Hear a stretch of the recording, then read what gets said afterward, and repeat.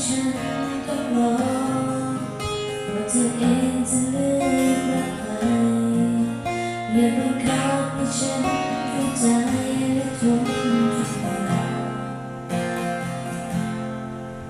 อย่าบังคับให้ฉันแย่งชิงสิ่งที่เป็นของฉันมานาน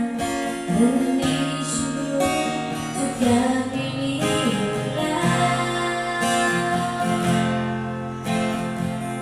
ฉันรักแต่เธอ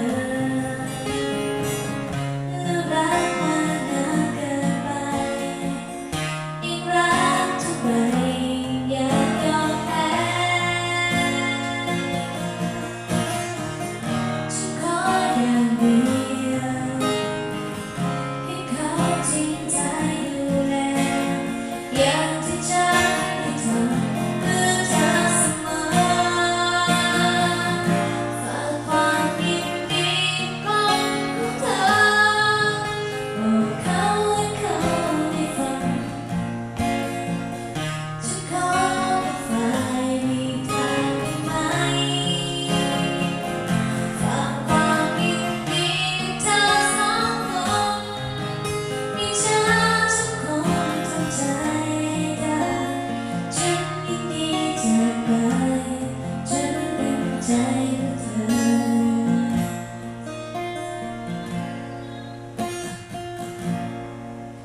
บอกกับเขาว่าเขาโชคดีที่เป็นคนที่น่าใจเธอ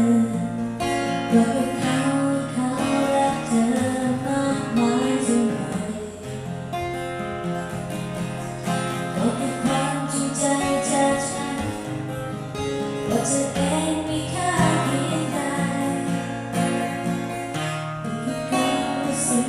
กับเธออย่างฉัน ฉันรักแต่เธอ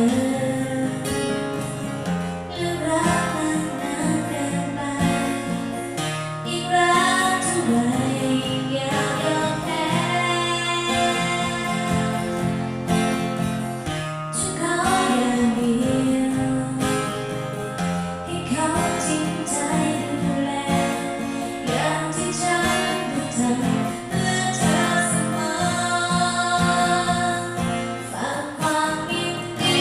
ของเธอบอกเขาให้เขา